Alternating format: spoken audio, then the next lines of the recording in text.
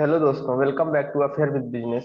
मैं सी राहुल सिंह और आज हम डिस्कस करने वाले हैं रेक्टिफिकेशन ऑफ एरर्स चैप्टर के multiple choice questions. Class start करने से पहले आपको बता दूं कि अगर आप यूपीपीसीएल असिस्टेंट अकाउंटेंट की प्रिपरेशन को बेहतर तरीके से करना चाहते हैं तो आप हमारा कोर्स ज्वाइन कर सकते हैं। हमारा कोर्स हमारे ऐप पर मिलेगा। ऐप की लिंक यहाँ दी हुई है और साथ में वीडियो के डिस्क्रिप्शन में भी आपको ऐप की लिंक मिल जाएगी। आपको हमारे कोर्स में मिलेगा अकाउंटेंसी, इनकम टैक्स और ऑडिटिंग के आपको पीडीएफ नोट्स मिलेंगे, साथ में वीडियो लेक्चर्स और प्रैक्टिस करने के लिए आपको चैप्टर वाइज क्विजेस भी मिलेंगी। आप अधिक जानकारी के लिए आप इस नंबर पर कॉल कर सकते हैं। चलिए शुरू करते हैं आज की क्लास। ये जो मैं एमसीक्यू क्वेश्चंस करवाने वाला हूँ, इसके साथ में हर क्वेश्चन के साथ उसको डिटेल में डिस्कस भी करूंगा। ठीक है, हर चैप्टर के साथ मैं कुछ एक्स्ट्रा चीजें भी बताऊंगा। तो आपको एमसीक्यू क्वेश्चंस के आंसर के साथ में आपको आंसर रटने के लिए क्लास नहीं करनी है, बल्कि आपको बाकी चीजों को सुनने के लिए और समझने के लिए ये क्लास करनी है, जिससे कि आपको ये चैप्टर भी साथ में एमसीक्यू करते करते ही रिवाइज भी हो जाएगा, है ना। चलिए शुरू करते हैं। उनका पहला क्वेश्चन है, ₹2000 paid as wages for installing a machine should be debited to. Machine आप खरीद कर लाए हैं, उसको स्थापित करने के लिए 2000 रुपए का पेमेंट किया है। क्वेश्चन बोल रहा है कि इसको किस अकाउंट में डेबिट करेंगे। तो आपको पता है कि अगर हम कोई फिक्स एसेट खरीद कर लाते हैं, कोई भी स्थायी संपत्ति खरीद कर लाते हैं और उससे रिलेटेड जो भी हमारा खर्चा रहता है, ठीक है, मशीन को पहली बार जब आप खरीद के लाते हो तो पहली बार इस्तेमाल में लेने से पहले पहली बार उसको यूज करने से पहले उसके पहले के जो भी खर्चे होंगे वो सबके सब उस मशीन की कॉस्ट में ऐड कर दिए जाते हैं। फॉर एग्जाम्पल, आप एक मशीन खरीद के लाते हो 1 लाख रुपीज की, ठीक है। आप उसको शॉप से घर तक लाने में या फैक्ट्री तक लाने में सपोज करिए 20,000 रुपीज फ्रेट पे किया, भाड़ा पे किया 20,000 रुपीज। फिर आपने उसको घर पे इंस्टॉल करने के लिए, आपको उसको लगाने के लिए आपने पे किया सपोज करिए 10,000 रुपीज। तो आपकी मशीन की टोटल कॉस्ट आप कितनी बुक करोगे अपनी बुक्स में? 1,30,000। आपकी मशीन की कॉस्ट कितनी होगी? 1,30,000 रुपए। आप ऐसा नहीं करोगे कि मशीन की कॉस्ट 1 लाख रुपीज, 20,000 रुपीज अलग से आप बुक करोगे फ्रेट एक्सपेंसेस और 10,000 वेजेस, ये गलत हो जाएगा। आपको टोटल मशीन की कॉस्ट, मशीन को डेबिट करना पड़ेगा कितने से? 1,30,000 रुपीज। और जब भी आप कोई फिक्स एसेट खरीद कर लाते हो तो जर्नल एंट्री क्या पास होती है? सपोज मशीन खरीद के लाए हुए हैं आप, तो एंट्री पास होगी machinery account debit to cash account या बैंक अकाउंट, या अगर आप उधार में खरीद के लाए हो तो क्रेडिटर अकाउंट। ये जर्नल एंट्री पास होती है मशीन खरीद के लाने की। और अमाउंट कितना होगा? जो भी मशीन को घर तक, फैक्ट्री तक लाने के लिए और यूज स्टार्ट करने के लिए, स्टार्ट करने तक के सारे एक्सपेंसेस को आप ऐड करके यहाँ पर लिख दोगे। अगर मैं इस एग्जांपल की बात करूं तो आप यहाँ क्या लिखोगे? 1,30,000। क्लियर है इतना? चलिए अब अपने क्वेश्चन में देख लेते हैं। 2,000 आपने इंस्टॉल करने के लिए पे किया है, तो आप कौन सा अकाउंट को डेबिट करोगे इस 2,000 के लिए? मशीन अकाउंट को, है ना। तो हमारा आंसर क्या हो जाएगा? D, machinery account. Wages account गलत है, कैपिटल अकाउंट गलत है, नन ऑफ दिस भी गलत है। हमारा सही आंसर क्या हुआ? मशीन खाता। ठीक है, आंसर डी। क्लियर है? नेक्स्ट क्वेश्चन है, on purchase of old furniture the amount of ₹1,000 spent on its repair should be debited to. पुराना फर्नीचर खरीद कर लाए हैं और उसके रिपेयर पर, उसके रिपेयर एंड मेंटेनेंस पर, मरम्मत पर खर्च किया आपने 1,000 रुपीज।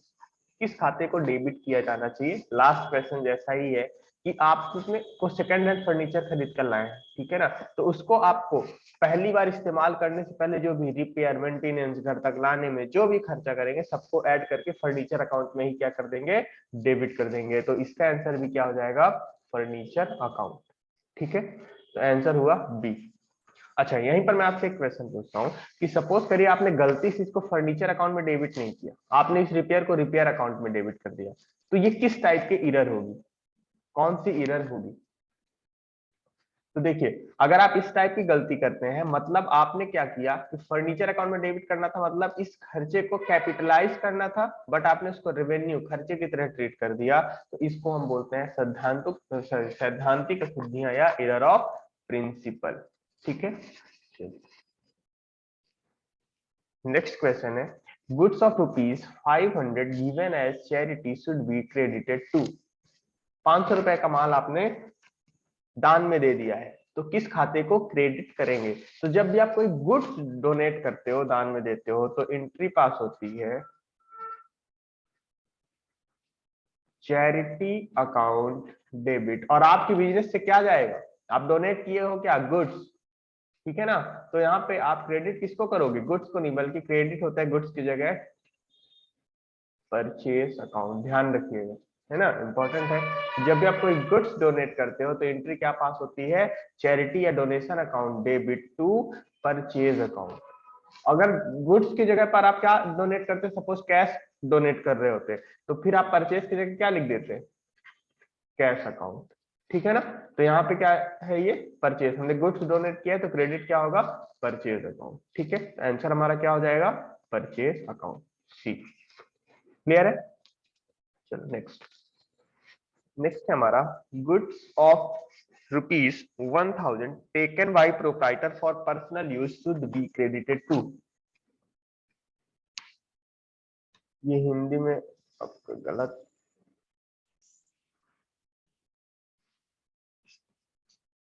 ये गलत ट्रांसलेट हुआ है। आपने यहाँ पे प्रोप्राइटर ने क्या किया है? पर्सनल यूज के लिए गुड्स जो है विथड्रॉ कर लिया है, ठीक है ना। माल को, गुड्स को विथड्रॉ किया है किसके लिए? पर्सनल यूज के लिए। पर्सनल यूज मतलब ड्राइंग हो गया। तो पर्सनल यूज के लिए अगर गुड्स विथड्रॉ करता है तो एंट्री क्या बनती है? Drawing account debit to purchase account.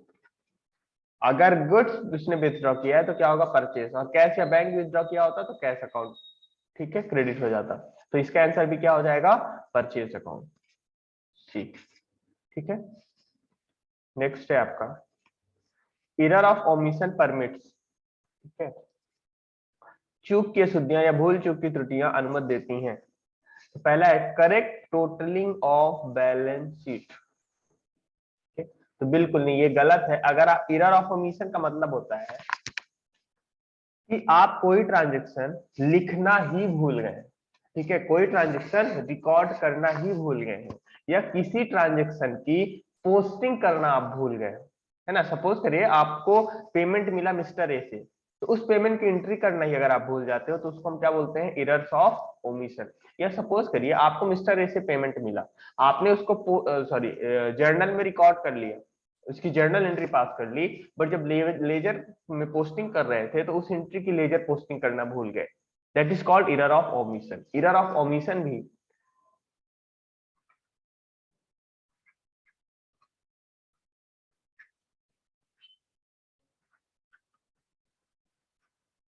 Error of omission दो तरह की होती है, एक कंप्लीट ओमिशन होता है और एक पार्शियल होता है।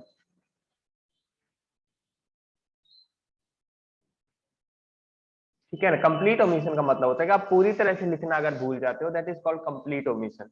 आपको मिस्टर ए से पेमेंट मिला था, बिल्कुल उसको लिखा ही नहीं आपने, बिल्कुल एंट्री नहीं पास की, तो वो क्या है? Complete omission. पर फॉर एग्जांपल आपने जर्नल एंट्री पास कर ली, आपको मिस्टर ए से पेमेंट मिला, जर्नल एंट्री आप क्या पास किए? कैश अकाउंट डेबिट टू ए, यही एंट्री पास करेंगे।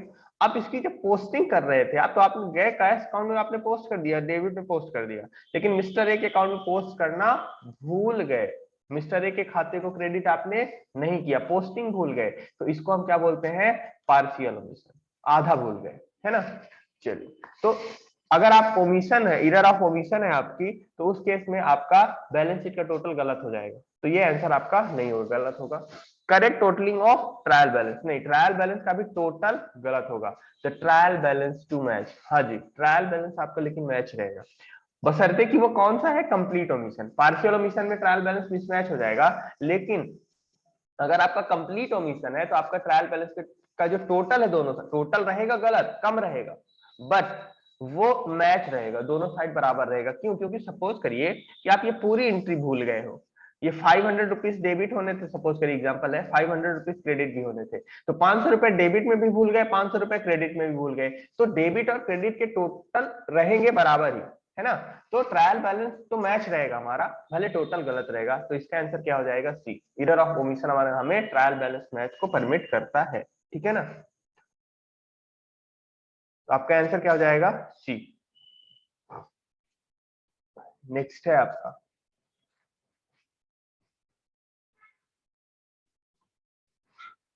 Trial balance is prepare to locate. ठीक है ना, ट्रायल बैलेंस कौन सी एरर्स को लोकेट करने के लिए बनाया जाता है। तो पहला है error of principal.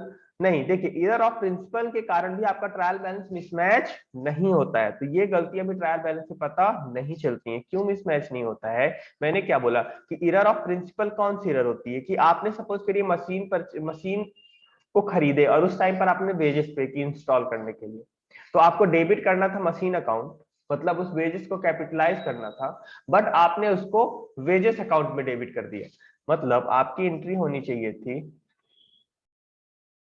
Machinery account debit to cash account, लेकिन आपने एंट्री क्या पास कर दी, वेजेस अकाउंट डेबिट टू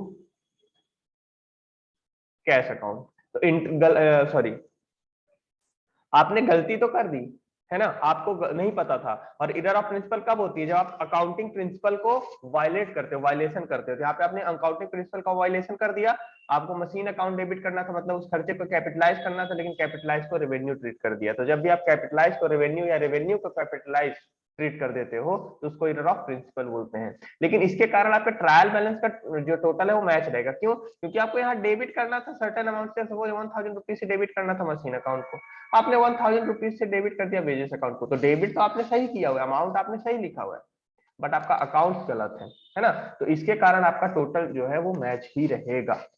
ठीक, तो इस एरर को आप ट्रायल बैलेंस से पता नहीं कर सकते हो। फिर error of omission, last question मैंने समझाया कि अगर कंप्लीट ओमिशन का केस है तो भी ट्रायल बैलेंस पे जो दोनों साइड का टोटल है वो मैच ही रहेगा। कंपनसेटिंग एरर क्या होती है, जब एक एरर दूसरे एरर के इफेक्ट को खत्म कर दे, उसके इफेक्ट को नील कर दे, that is called compensating error.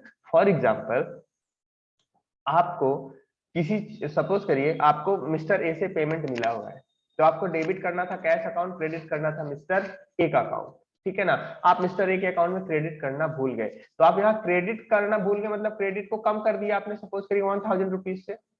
अब आप एक और एंट्री आपको करना था कि कोई मिस्टर एक्स है, उनसे आपको पेमेंट भी मिला था 1000 रुपए का, और आप मिस्टर एक्स के अकाउंट को भी में लिखना भूल गए, मतलब आप मिस्टर अकाउंट एक्स के अकाउंट को डेबिट करना भी भूल गए हैं, कितना, 1000 रुपीज से। तो मतलब एक गलती के कारण क्रेडिट का बैलेंस 1000 से कम हुआ और दूसरी गलती के कारण डेबिट का बैलेंस भी 1000 रुपए से कम हो गया। तो इस टाइप की एरर को क्या बोला जाता है, कंपनसेटिंग एरर। जब एक गलती दूसरे गलती के प्रभाव को खत्म कर दे या मिल कर दे तो उसको वो क्या है, कौन सी हमारी एरर है, कंपनसेटिंग एरर। और इस एरर के कारण भी आपके ट्रायल बैलेंस पे ट्रायल बैलेंस का जो टोटल है वो मैच ही रहेगा।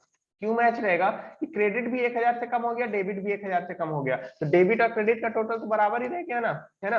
तो इसलिए कंपनसेटिंग एरर भी ट्रायल बैलेंस से पता नहीं चलती है, तो इसका आंसर क्या हो जाएगा, डी। ठीक है ना, तो ट्रायल बैलेंस से कौन सी गलतियां पता चलती हैं, तो देखिए ट्रायल बैलेंस से बेसिकली मैथमेटिकल एरर्स को हमें पता चलता है, या अर्थमेटिकल एरर्स हमें पता चलती हैं, या गणितीय शुद्धियां पता चलती हैं। फॉर एग्जांपल कि आपको लिखना था डेबिट में सपोज करिए 50,000 रुपीज और आपने लिख दिया 5000 रुपीज, तो ये गलती हमारी ट्रायल बैलेंस से पता चल जाएगी, है ना। या सपोज करिए आपने ये दूसरी वाली गलती नहीं की, केवल एक गलती की हुई है, तो ये भी ट्रायल बैलेंस से पता चल जाएगी, है ना। तो इस टाइप की गलतियां, अब मेनली आपका जो आंसर होगा यहाँ पे वो होगा अर्थमेटिकल एरर। जो ट्रायल बैलेंस बनाया जाता है वो अर्थमेटिकल एरर से गणितीय शुद्धियों को पता करने के लिए बनाया जाता है। क्लियर है, नेक्स्ट क्वेश्चन देखते हैं। Purchase of office furniture for ₹1200 was debited to the journal expense account. It is, office furniture खरीदे थे उसको जर्नल एक्सपेंस अकाउंट में डेबिट कर दिए हैं, है ना। मतलब कैपिटल को आपने क्या ट्रीट कर दिया, रेवेन्यू ट्रीट कर दिया। कौन सी गलत सॉरी ये कौन सी गलती है, ये है सैद्धांतिक अशुद्धियां या एरर ऑफ प्रिंसिपल। तो आपका आंसर क्या हो जाएगा, बी। ठीक है,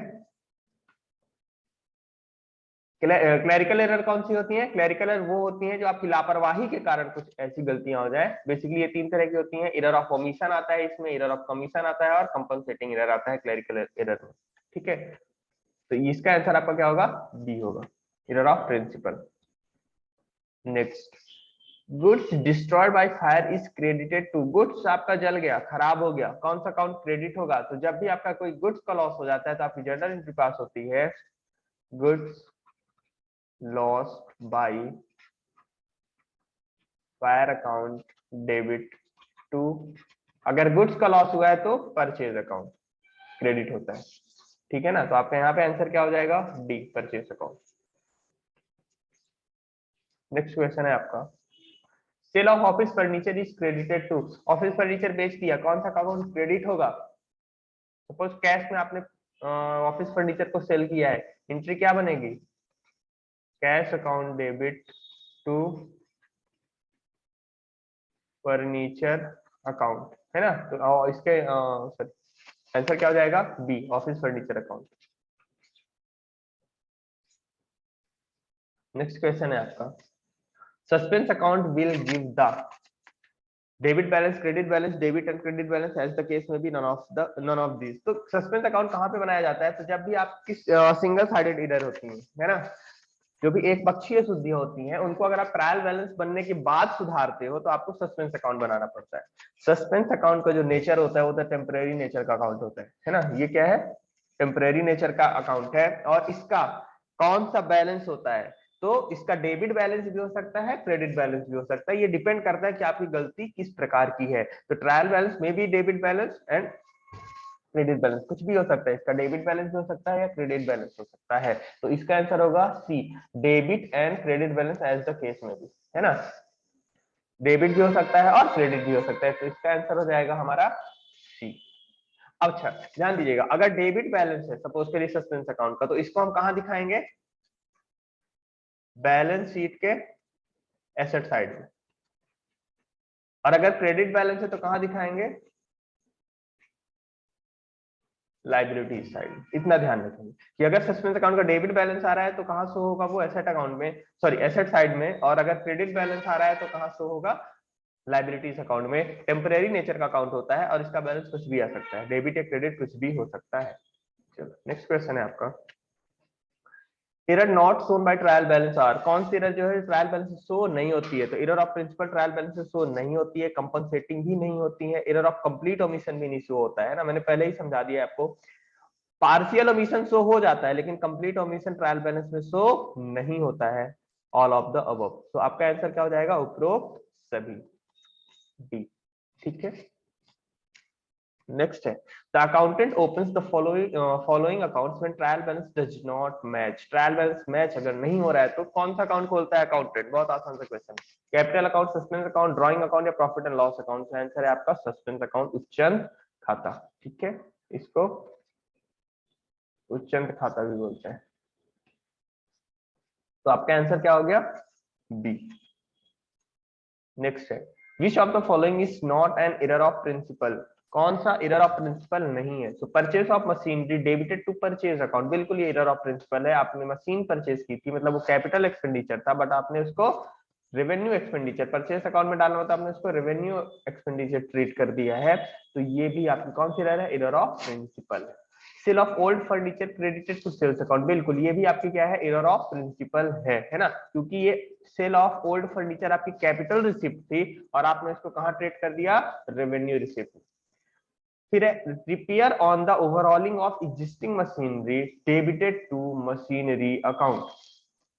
ठीक है ना, तो एग्जिस्टिंग मशीन का मतलब नई मशीन खरीद के नहीं लाए हो, ऑलरेडी आपके पास मशीन है और उस पर आपने क्या किया? कुछ ओवरऑलिंग या रिपेयर का खर्चा किया और उसको अपने मशीन खाते में डेबिट कर दिया, तो ये गलत है। ये आपका रेवेन्यू एक्सपेंडिचर था जिसको आपने कैपिटल ट्रीट कर दिया, मतलब मशीन अकाउंट को डेबिट करना मतलब आपने उसको कैपिटल ट्रीट कर दिया। तो आपका ये भी कौन सी है? एरर ऑफ प्रिंसिपल है।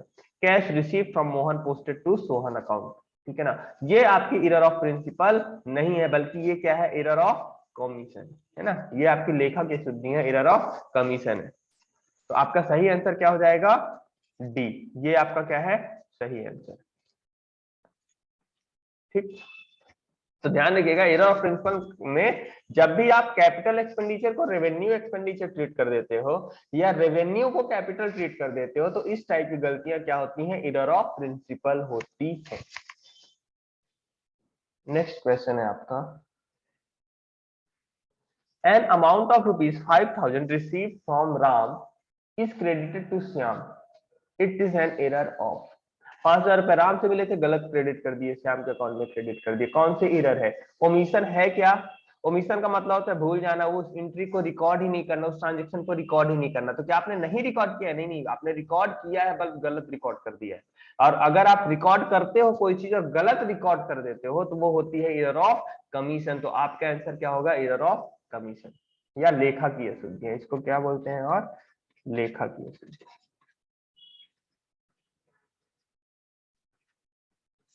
ठीक है, तो ये आपकी क्या होगी?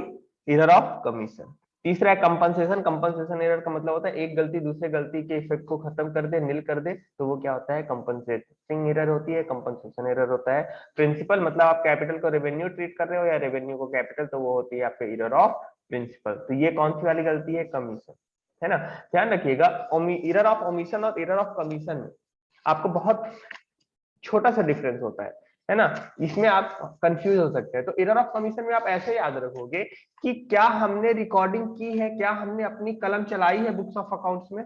अगर आपने कलम चलाई है तो वो एरर ऑफ कमीशन हो जाएगी। और अगर आपने कलम चलाई ही नहीं है, ठीक है ना, आप बुक्स ऑफ अकाउंट्स में लिखे ही नहीं हो, आपने पेन ही नहीं चलाया, तो वो क्या होगा? ओमिशन होगा, भूल गए हैं। और कमीशन मतलब आपने कलम चलाई, गलत चला दी, है ना, गलत टोटल कर दिया, गलत कैरी फॉरवर्ड कर दिया, ठीक है, गलत बैलेंस निकाले हैं, गलत अमाउंट लिख दिए हैं, तो ये सारी एरर क्या होती हैं?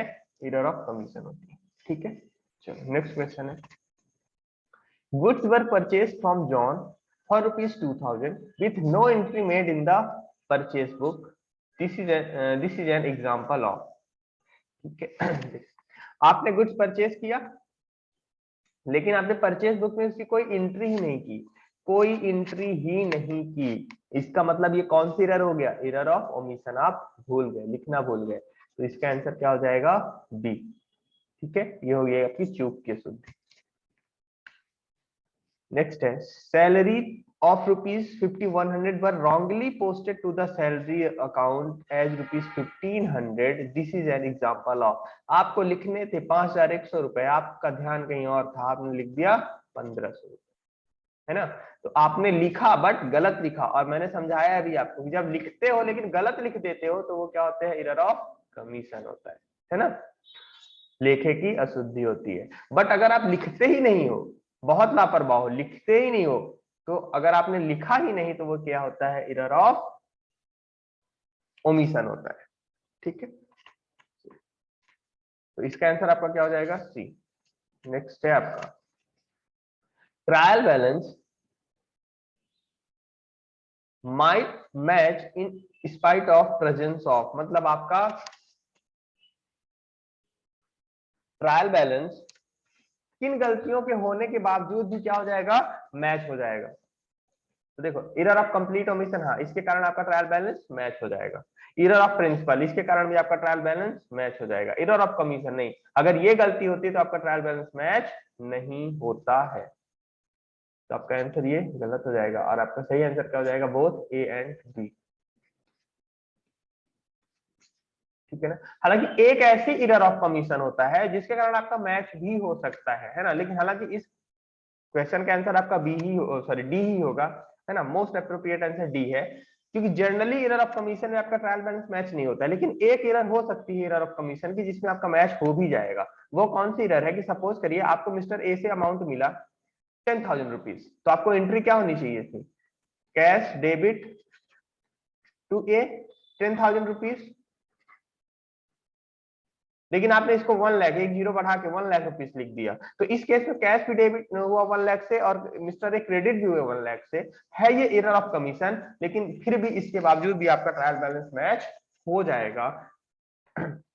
तो केवल एक यही एरर ऑफ कमीशन है जिसके कारण आपका ट्रायल बैलेंस मैच हो जाता है। बाकी अगर आप एरर ऑफ कमीशन होती है, सपोज आपने गलत अकाउंट्स में पोस्ट कर दिया, गलत साइड में पोस्ट कर दिया, तो आपका उस कारण आपका ट्रायल बैलेंस मिसमैच हो जाएगा, है ना। तो जनरली मिसमैच होता है, इसलिए ये हमारा गलत होगा और ये हमारा सही है। ठीक है ना, ए और बी सही होगा, क्योंकि कंप्लीट ओमिशन और प्रिंसिपल के कारण तो आपका ट्रायल बैलेंस हमेशा मैच होगा। ठीक है, तो आपका सही आंसर है डी।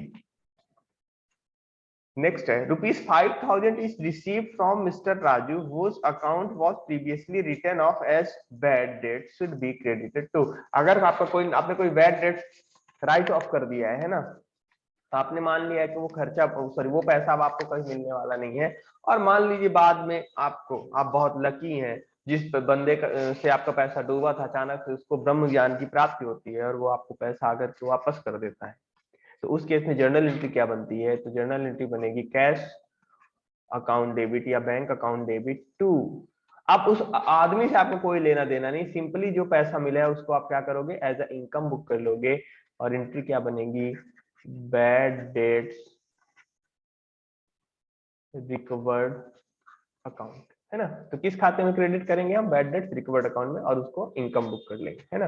राजू से 5,000 रुपए डूबत ऋण के थे जो अब प्राप्त हो गए हैं, रिकवर हो गए हैं, तो आप उसको सॉरी कहाँ क्रेडिट करोगे? डूबत ऋण वसूली खाते में, ठीक है। नेक्स्ट क्वेश्चन है आपका, good sold to Divya for ₹820 was recorded in his account as 280 in the rectification entry Divya account will be debited to। देखो सॉरी दिव्या को गुड सोल्ड किया गया है, तो उसकी जर्नल एंट्री क्या बनेगी?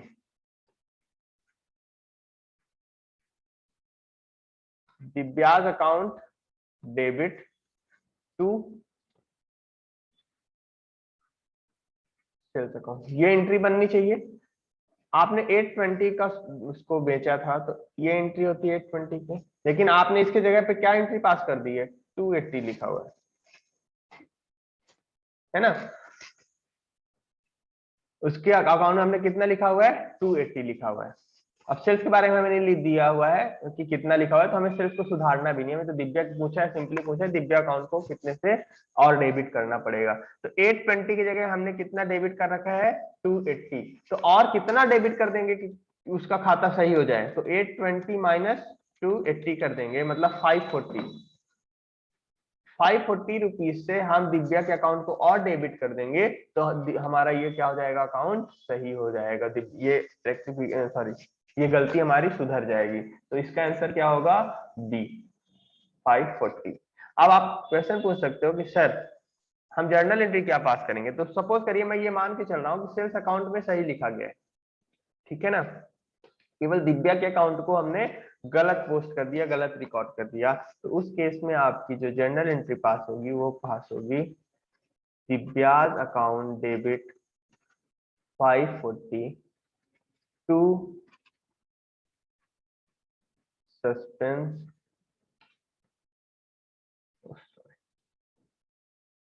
टू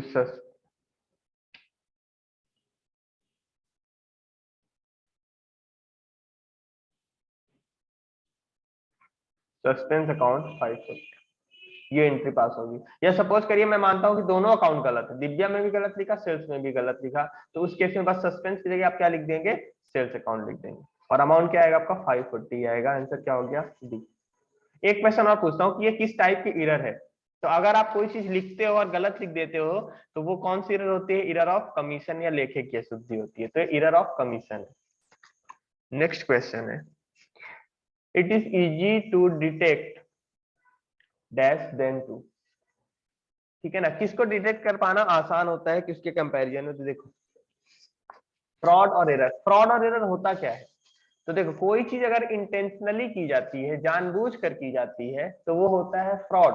और अगर कोई चीज गलती से हो जाता है ना, अनजाने में हो जाता है, आपका इंटेंशन नहीं था वो करना, इंटेंशन नहीं था किसी को नुकसान पहुंचाना, बट फिर भी वो अगर आपसे हो गई गलती, तो उसको आप क्या बोलते हैं? एरर बोलते हो या गलती बोलते हो, है ना।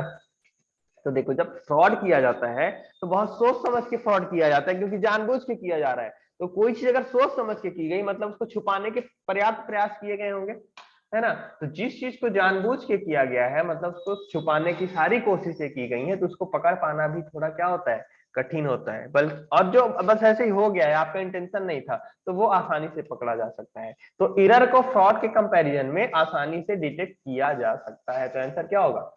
It is easy to detect error than to fraud. तो आपका आंसर क्या होगा? बी, है ना। एरर्स को, गलतियों को पकड़ना धोखाधड़ी या फ्रॉड के कंपैरिजन में आसान होता है, ठीक है। तो आपका आंसर हो गया डी। नेक्स्ट है errors in journals and the ledger are. Journal और लेजर में जो गलतियां हुई हैं वो कौन सी गलतियां हैं, तो उसको हम बोलते हैं बुक कीपिंग गलतियां, है ना, क्योंकि जर्नल और लेजर बुक कीपिंग का ही पार्ट होते हैं, फाइनल अकाउंट का पार्ट नहीं होते हैं, है ना। तो इसको हम जनरली क्या बोल देते हैं कि हमारी क्या है, बही खाता की त्रुटियां या बुक कीपिंग एरर। ठीक, आपका आंसर क्या हो जाएगा, बी।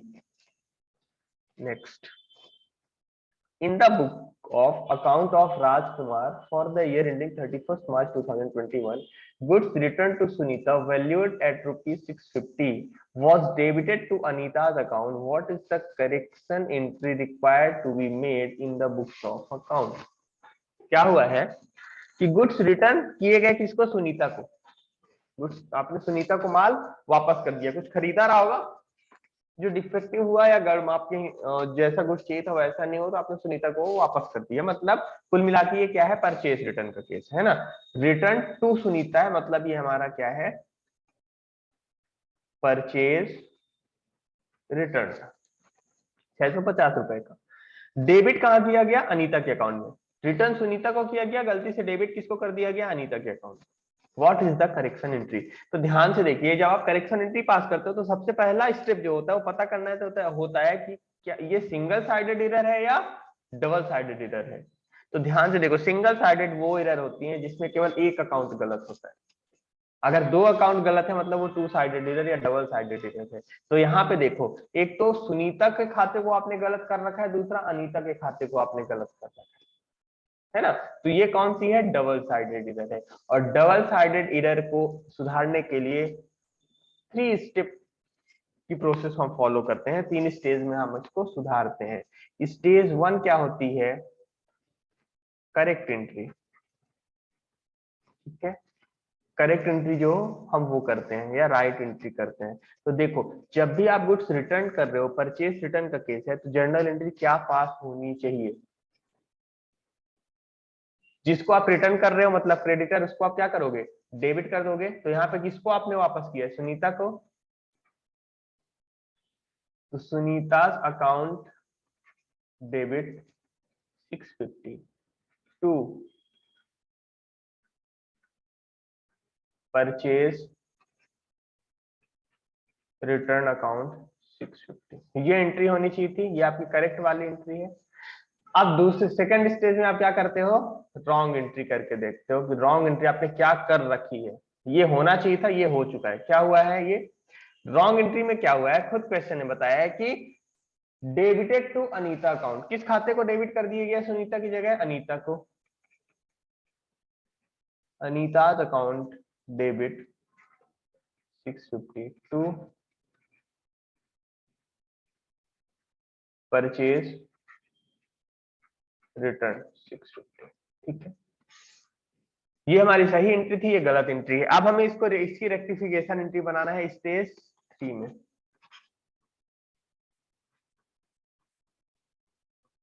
रेक्टिफिकेशन एंट्री क्या होगी, तो ध्यान से देखिए, हमने सुनीता अकाउंट को हमें डेबिट करना चाहिए था। हम रॉन्ग एंट्री में जाके देखेंगे कि क्या सुनीता अकाउंट डेबिट हुआ है, नहीं हुआ है, तो हम क्या कर देंगे, सुधारने के लिए सुनीता के अकाउंट को डेबिट कर देंगे।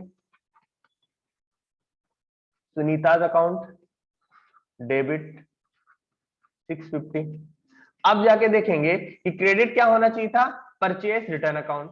क्या परचेस रिटर्न अकाउंट क्रेडिट हो चुका है, तो हाँ जी होना चाहिए था और हो भी चुका है, मतलब आपको परचेस रिटर्न को कुछ करने की जरूरत नहीं है। ठीक है ना, अब करेक्ट एंट्री का काम खत्म हो गया, आपने दोनों चीजों को देख लिया। अब आते हैं रॉन्ग एंट्री पे। अनीता अकाउंट डेबिट हो चुका है कितने से, 650 रुपए से। क्या अनीता को डेबिट होना चाहिए था, नहीं होना चाहिए था, गलती से डेबिट हो चुका है। तो कोई चीज जब गलती से डेबिट हो चुकी होती है और अगर आपको उस डेबिट का इफेक्ट खत्म करना है तो आप क्या करोगे, उसको क्रेडिट कर दोगे, है ना। तो यहाँ पे अगर हमें अनीता के अकाउंट को गलती से डेबिट कर रखा है और इसके प्रभाव को, इसके इफेक्ट को खत्म करना है, तो हम क्या करेंगे, अनीता को क्रेडिट कर देंगे, तो इसका इफेक्ट खत्म हो जाएगा। तो हम क्या कर देंगे, टू अनीताज अकाउंट 650। तो आपकी रेक्टिफिकेशन एंट्री क्या बन गई, Sunita's account debit to Anita's account. Clear है इतना? तो आपकी ये रेक्टिफिकेशन एंट्री ढूंढ लो कौन सा वाला है। अनीता टू परचेज रिटर्न नहीं होगा, ये गलत है आपकी। सुनीता टू अनीता, हाँ जी यही है आपका। तो सही आंसर आपका क्या हो गया? D, Sunita to purchase return नहीं, ये गलत है आपका, ये एक्चुअली होना चाहिए था सुनीता टू परचेज रिटर्न, ये भी नहीं होगा, तो सेम ही है। तो आपके ये नहीं होंगे, बल्कि आपका सही जो रेक्टिफिकेशन एंट्री बनेगी वो क्या बनेगी? Sunita account debit to Anita account, ठीक है। नेक्स्ट है आपका 23, what is error of omission? Error of omission क्या है? तो देख लो, when an error consist of entry of a transaction is wrong account of same class. क्या बोल रहा है कि रॉन्ग अकाउंट में आपने लिख दिया है, मतलब वेजेस को आपने सपोज करिए सैलरी में लिख दिया है ना, रिपेयर एंड मेंटेनेंस को सपोज करिए आपने रेंट अकाउंट में लिख दिया, तो ये क्या एरर ऑफ ओमिशन है? नहीं, ये क्या है? एरर ऑफ कमीशन है। एरर ऑफ कमीशन तो वो है जिसमें आपने लिखा ही नहीं, या तो आपने लिखा है बट गलत लिखा है, तो ये एरर ऑफ कमीशन हो जाएगी, तो ये नहीं है। Error which do not affect the agreement of trial balance, ठीक है। तो जिसके कारण आपका ट्रायल बैलेंस पे कोई इफेक्ट नहीं आ रहा है, तो हाँ जी एरर ऑफ ओमिशन के कारण आपके ट्रायल बैलेंस का जो टोटल होता है वो सेम ही रहता है। फिर है when an item of nominal account is entered in real account, ये नहीं होगा, ये होगा आपका एरर ऑफ प्रिंसिपल। जब आप नॉमिनल अकाउंट को रियल अकाउंट में लिख दे रहे हो तो ये आपके एरर ऑफ प्रिंसिपल है। फिर when a transaction is not recorded at all, अच्छा इसके कंपैरिजन में ये आपका ज्यादा सही आंसर है, क्योंकि देखिए इसमें कंप्लीट ओमिशन में आपके ट्रायल बैलेंस का एग्रीमेंट जो है वो इफेक्ट नहीं होगा, लेकिन अगर पार्शियल ओमिशन है, ओमिशन भी दो तरह का हो सकता है, कंप्लीट और पार्शियल, अगर पार्शियल ओमिशन का केस है तो आपका ट्रायल बैलेंस जो है वो क्या होगा? मिसमैच हो जाएगा, ठीक है। कंप्लीट ओमिशन के लिए तो ये सेंटेंस सही है, लेकिन पार्शियल के लिए नहीं सही है, और ये वाला बिल्कुल हर तरह से सही है। तो ज्यादा एप्रोप्रिएट आंसर क्या हो गया हमारा? डी हो गया। तो when a transaction is not recorded at all, जब ट्रांजैक्शन बिल्कुल लिखा ही नहीं गया, तो ये तो बिना सोचे क्या है? एरर ऑफ ओमिशन है। तो कई बार आपको एग्जाम में हो सकता है कि दो आंसर सही लग रहे हो, तो आपको इसमें देखना पड़ेगा कि एकदम ज्यादा सही कौन सा है, तो इसमें सबसे ज्यादा एप्रोप्रिएट ये, ठीक है। तो आपका आंसर क्या हो जाएगा? डी हो जाएगा। जब लेन देन बिल्कुल भी दर्ज नहीं किया गया, तो ये तो बिल्कुल ही एरर ऑफ ओमिशन है, बिल्कुल ही आप लिखना भूल गए। नेक्स्ट क्वेश्चन है, an entry of rupees 6500 was wrongly posted to salaried account instead of machinery account as salaries are to be capitalized it is, मतलब सैलरी अकाउंट में क्या होना चाहिए था? सॉरी, मशीन अकाउंट में वो क्या होना चाहिए था? डेबिट होना चाहिए था, आपने उसको कहां डेबिट कर दिया? सैलरी अकाउंट में, है ना, मतलब कैपिटलाइज होना चाहिए था, बट आपने इसको रेवेन्यू ट्रीट कर दिया है, तो ये तो बिल्कुल आपको पता है ये कौन सी एरर है? एरर ऑफ प्रिंसिपल, सिद्धांत की अशुद्धियां या सैद्धांतिक अशुद्धियां है। नेक्स्ट क्वेश्चन है, rectification entries are made in the books. Rectification entry कौन सी बुक में की जाती है? क्या लेजर में किया जाता है, ट्रायल बैलेंस, जर्नल प्रॉपर, या नन ऑफ दिस? सो सही आंसर है जर्नल प्रॉपर, ठीक है। जर्नल प्रॉपर में और कितनी कौन कौन सी एंट्री की जाती है? तो सब्सिडरी बुक अगर आपने पढ़ा हुआ है तो आपको पता होना चाहिए कि जर्नल प्रॉपर में आप ओपनिंग एंट्री पास करते हो, क्लोजिंग एंट्री पास करते हो, रेक्टिफिकेशन एंट्री पास करते हो, ठीक है, एडजस्टमेंट एंट्री पास करते हो, ट्रांसफर एंट्री पास करते हो। ये सारी एंट्री कहाँ पास होती हैं? जर्नल प्रॉपर में। या यूं समझिए कि वो एंट्रियां जो किसी और सब्सिडरी बुक में नहीं आ पाती हैं, है ना, जो परचेज बुक में नहीं आ पाई, परचेज रिटर्न में नहीं आ पाई, sales return, bills receivable, bills payable book या कैश बुक, इन में नहीं आ पाया, उस सबको कहाँ ट्रांसफर कर, कहाँ सॉरी कौन सी बुक में उसको रिकॉर्ड करते हैं? जर्नल प्रॉपर में। तो आपका सही आंसर क्या है? सी, ठीक है। तो ये थे आपके रेक्टिफिकेशन ऑफ एरर्स के एमसीक्यू क्वेश्चंस। होप आपको समझ में आए होंगे। आज के लिए इतना ही। Thank you so much guys.